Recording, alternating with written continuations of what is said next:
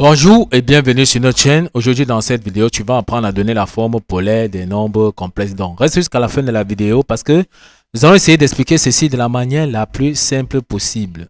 Exercice. Donner la forme polaire des nombres complexes suivants. Nous avons donc z1 égale à 1 plus i, z2 est égal à 1 plus racine de 3i et z3 est égal à 5i. Dans cette vidéo, on va donner la forme polaire de z3 qui est donc égale à 5i. On rappelle donc que la forme polaire d'un nombre complexe est écrite sous la forme z est égal à r exponentielle i θ. Ici, r représente tout simplement le module du nombre complexe et θ l'argument du nombre complexe. Donc, donner la forme polaire revient donc à trouver le module du nombre complexe r et l'argument θ du nombre complexe. On rappelle ici que z3 est donné sous la forme algébrique, c'est-à-dire sous la forme z est égal à a plus bi, où a c'est la partie réelle du nombre complexe et b c'est la partie imaginaire du nombre complexe. Si on veut donc trouver le module de z qui est donc égal à r, ça sera égal à racine carrée de a au carré plus b au carré. Donc le module de z, donc la forme polaire de z, comme nous avons dit, c'est tout simplement r exponentielle i θ. Comment on trouve donc θ qui est dans l'argument du nombre complexe? On applique tout simplement donc cette formule qui dit que cosinus de θ est égal à a sur r, c'est-à-dire que a qui est dans la partie réelle du nombre complexe sur r qui est dans le module du nombre complexe. Sinus de θ est égal à b sur r, b qui est la partie imaginaire du nombre complexe sur r qui est dans le module du nombre complexe. Donc, trouver la forme polaire de z3 revient tout simplement donc à trouver r qui sera dans l'argument de, ce qui sera dans le module de z3 et θ qui sera dans l'argument de z3. Donc, dans un premier temps, on va trouver dans le module de z3 qui est r.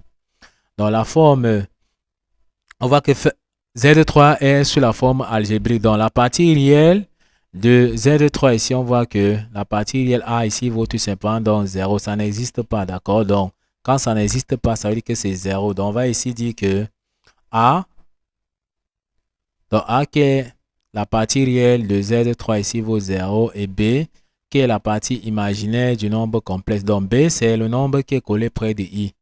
On voit ici que b c'est tout simplement donc 5. Une fois que nous avons donc trouvé a et b, ça donc dit qu'on peut appliquer la formule pour trouver notre module. On va donc dire que le module de z3 que nous cherchons ici, qui est donc égal à r, sera donc égal à racine carrée de a au carré, donc 0 au carré plus b, c'est-à-dire que b qui est 5 au carré, ça sera donc égal. 0 au carré c'est 0, 5 au carré c'est 25. Donc on aura ici 0 plus 25, ça nous donne tout simplement donc 25. Donc, ce qui signifie que le module de z3 qui est donc égal à r sera égal à racine carrée de 25. Or, racine carrée de 25, c'est tout simplement donc 5. On a déjà trouvé donc le module de z3 qui est donc 5, donc r est égal à 5. On va donc dans un deuxième temps chercher maintenant l'argument donc de z3. Donc, on va chercher θ en appliquant la formule que nous avons donnée ici qui dit que cosinus donc de θ est égal à a sur r.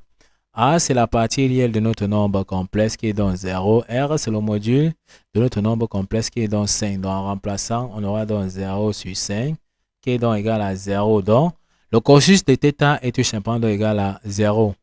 De la même façon, on va donc chercher le sinus de θ. Sinus de θ est égal à b sur r, qui est donc égal, b qui est dans la partie imaginaire de notre nombre complexe est 5. Le module r de notre nombre complexe est 5. Donc en remplaçant chacun par sa valeur, on aura donc b qui est donc 5 et r qui est 5. 5 divisé par 5, ça nous donne 1. Donc sinus de θ est égal à 1. Cosinus de θ est égal à 0. La question qu'on va se poser est celle de savoir quelle est l'angle dont le cosinus vaut 0 et le sinus vaut 1.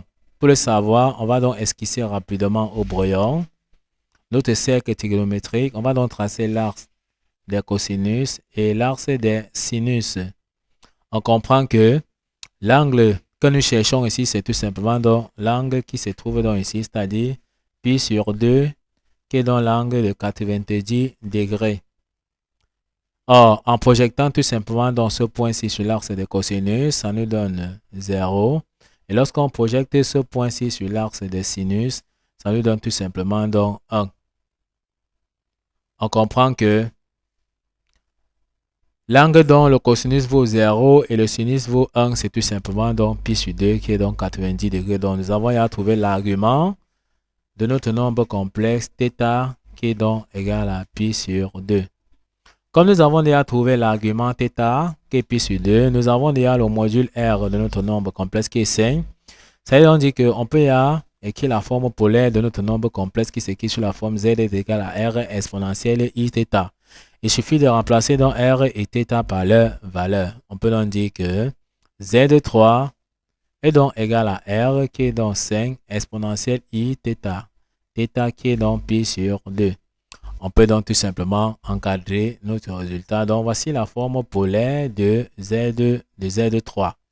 On vous laisse donc le soin de déterminer la forme polaire des Z1, des Z2 et des Z4. Puis, nous laissez tout simplement vos réponses en commentaire. Nous allons vérifier si vous avez donné donc la bonne réponse.